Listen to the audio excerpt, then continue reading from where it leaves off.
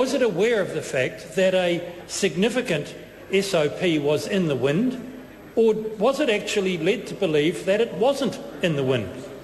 And I must say that that becomes rather an important question, because the Minister, well, I've got my own colleagues saying they had no idea. And, of course, every colleague is to be taken at his word. What does the Minister say? If the Minister's answer to me is that the Select Committee was not apprised of the fact that there was going to be a significant SOP, then I think that matters.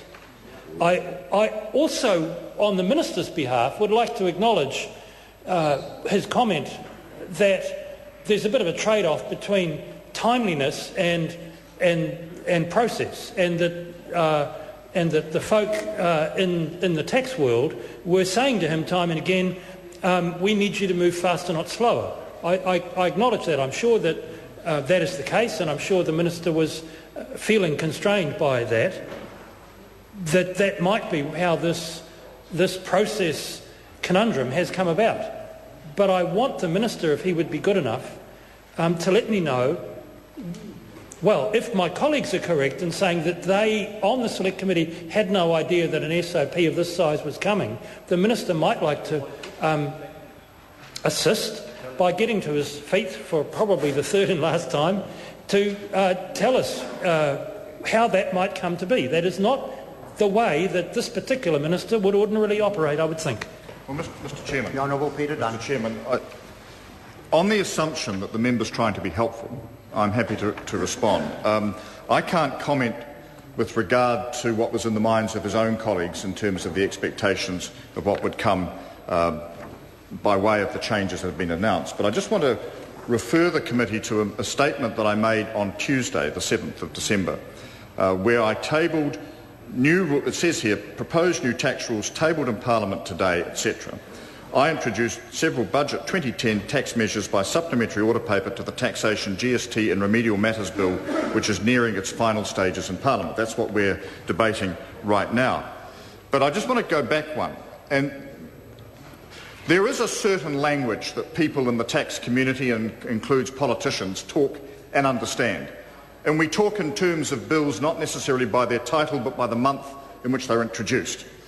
It was always the assumption, and I think it was broadly accepted, that a number of the changes that were foreshadowed in the budget to LAQCs, to the definition of income for social assistance purposes, to some aspects relating to depreciation, would be passed by the end of this year. And when one looked at the available vehicles to achieve that, there was the August bill, which is actually this bill. There was the November bill, which is the one I introduced last week or earlier this week. And that was it. And I come back to the point that the member made. Because these things need to be in place in time for the new tax year on 1 April next year and the lead time of that, any reasonable assessment by people who know about how these things work would have led to the conclusion that legislation would be passed in November to give effect to them.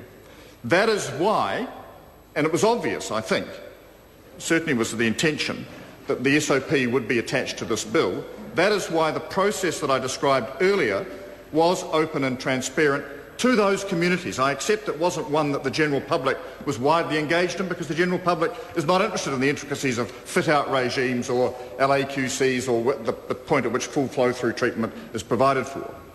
But the relevant tax communities and the legal, accounting and broader business professions were well aware of what was being intended. We've hidden absolutely nothing.